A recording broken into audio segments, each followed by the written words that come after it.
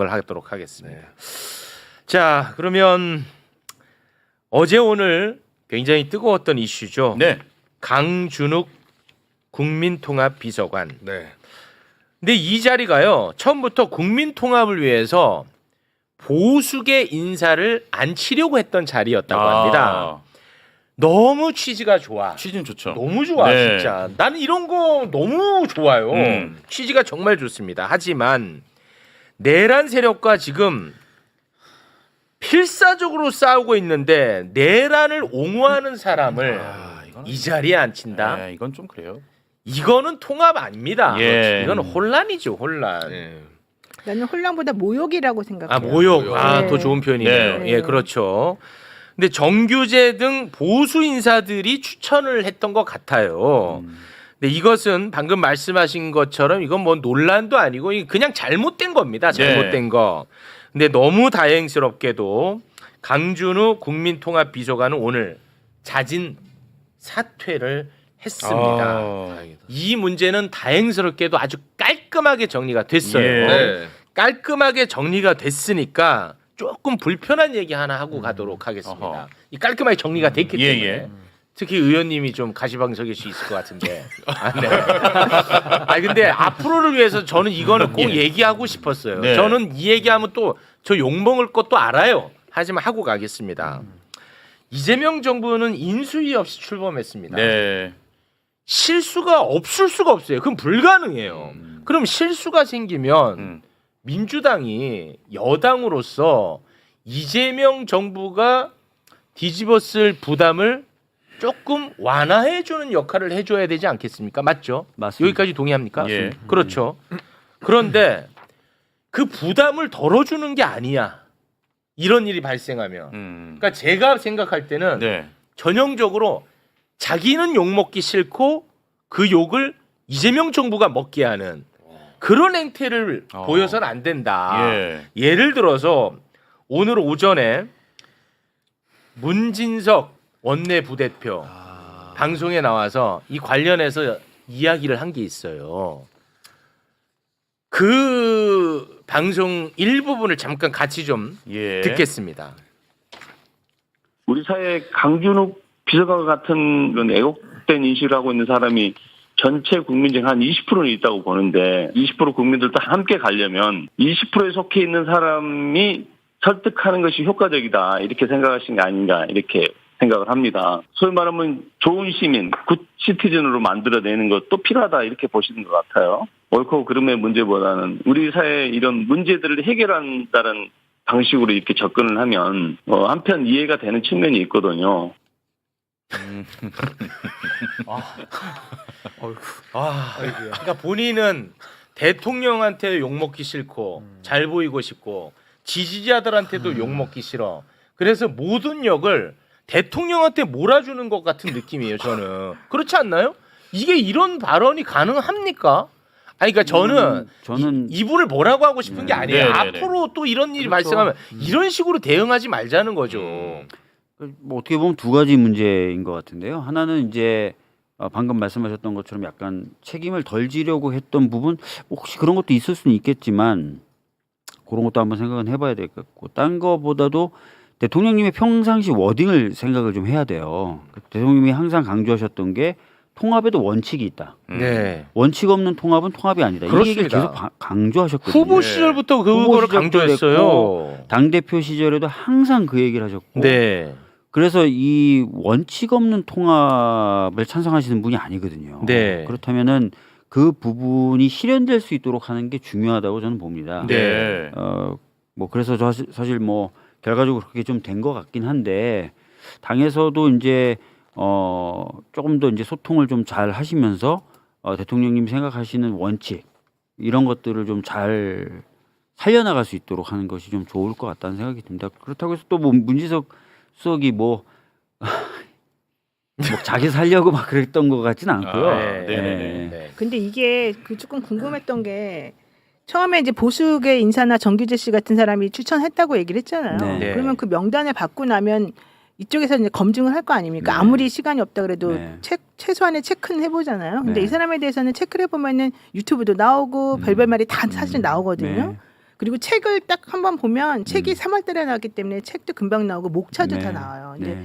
그런 것들을 제대로 안 보신 건지 시스템에 대해서 조금 의문을 갖는 사람들이 있어가지고 그러니까 네. 워낙 제가 듣기로는 중복해서 여러 사람이 추천을 했다는 거예요. 이 사람을 이 사람을 한두 사람이 추천한 게 아니라 그러면은 네. 안 받기 어렵죠. 그래서 안 받기가 굉장히 어려웠고 네네. 특히 이제 자리가 아까 최웅님이 말씀하신 대로 국민 통합이기 때문에 네. 애초에 보수적 인사를 앉혀야 되겠다고 염두에 둔 자리였던 그렇죠, 거예요. 그렇죠. 네, 거기다가 이제 아까도 말씀드렸지만 중복해서 여러 명이 추천을 하다 보니까 네. 약간 그게 쉽게 좀 아, 네. 네. 이렇게까지 된것 끔찍하게 이상한 같아요. 건 모르고 예, 좀 예, 약간 네. 시간도 추천한 없으니까. 사람들에 대한 그 신뢰도 있었던 거고 또 방금 계속 좀 반복해서 말씀드리면 한두 사람이 추천한 게 아니에요. 그러니까 예 그런 것 네. 같더라고요. 지금 나오는 보도를 보면은 네. 보수계에서 이분이 굉장히 평판이 좋은가 봐요. 그런 것 같아요. 예, 그래서 네. 굉장히 추천을 많이 했던 것 같아. 근데 원래 그러려고 만든 자리이기 때문에 그런 사람을 앉히지 않기 어려웠을 것 같아요. 그리고 또 인수위도 없었고 하니까 저는 양해 가능하다고 봅니다. 네. 그래서 저는 이렇게 발빠르게 이렇게 정리가 되면 문제가 없어요. 근데 굳이 왜 이런 말씀드리냐? 앞으로 이게 논란거리가 아니잖아요. 이거는. 근데 이해할 수 있는 측면이 있다고 이렇게 얘기를 하면 예를 들어서 중도들은 아주 민주당을 강력하게 지지하지 않는 중도들은 얼마나 어이없어 하겠습니까? 근데 저는 그 결과론적으로 좀 잘 됐잖아요. 근데 네. 결과도 중요한데 저는 과정이 더 중요하다고 생각을 합니다. 어제 오늘까지 있었던 이 과정은 우리가 한번 돌이켜 봐야 돼요. 왜냐하면 그게 검증이 안 되면 앞으로 계속 이럴 거거든요. 네. 근데 저는 지금 이 문진석 그 의원에 대해서는 방송에 나와서 하신 얘기니까 이미 다 전파는 다 됐고 국민들이 다 들었거든요. 근데 내란에 대한 인식을 옳고 그름에 대한 문제가 아니라 사회 갈등을 좀 정리하는 차원에서 그 20% 안에 있는 사람을 또 대표하는 사람이 가면 더 잘할 수도 있을 거 아니냐.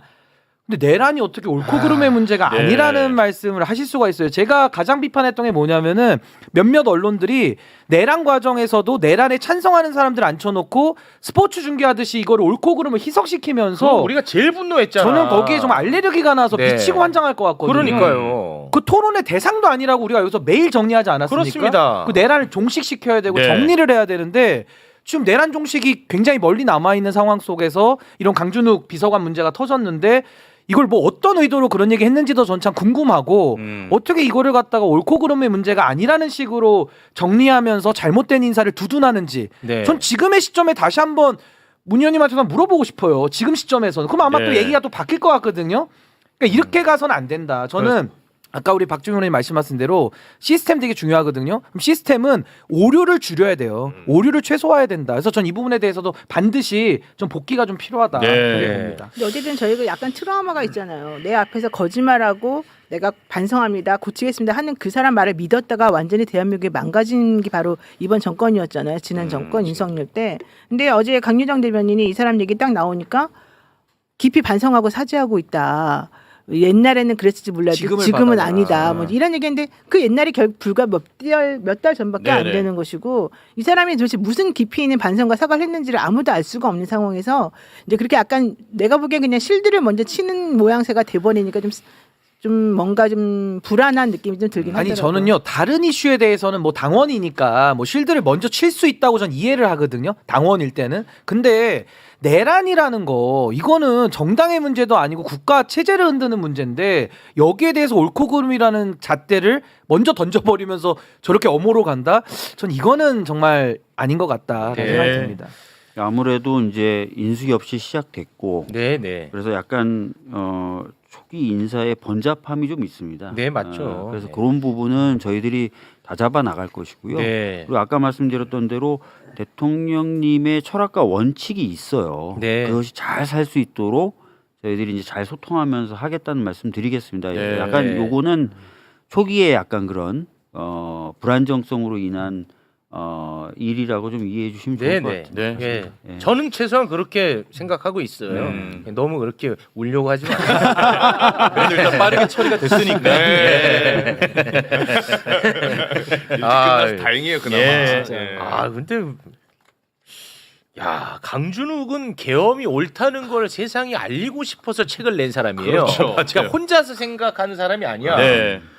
야 근데 나보다 강준욱을 더 좋아하네. 뭐라고 하시죠? 뭐라고. 아 일부만 그래. 최욱이 이거 완전 쓰레기라고. 그래요? 아니 왜 그 왜? 이재명 정부 비서관을 욕하냐고 그러네 나. 아. 난 좀 이해하기 어려워. 나 이런 거 보면 좀 쉽지 않아요. 쉽지 않지만 또 한번 받아들입니다. 네.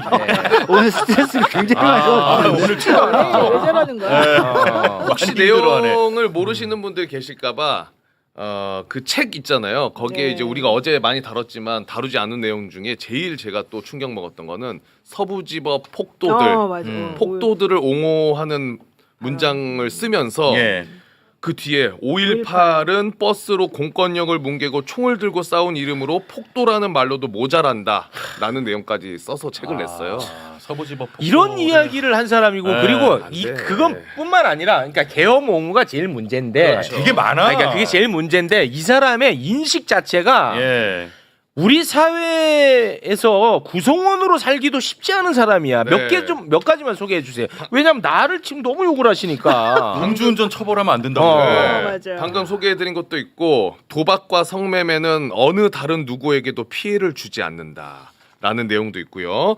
술을 먹고 운전하고 가고 있는 것은 다른 누군가에게 피해를 준 것이 아니다. 라면서 처벌하면 안 된다라는 거를 SNS에 또 과거에 쓴 뭐가 많네. 일도 있어요. 많아. 위안부 얘기도 있었잖아요. 예. 네.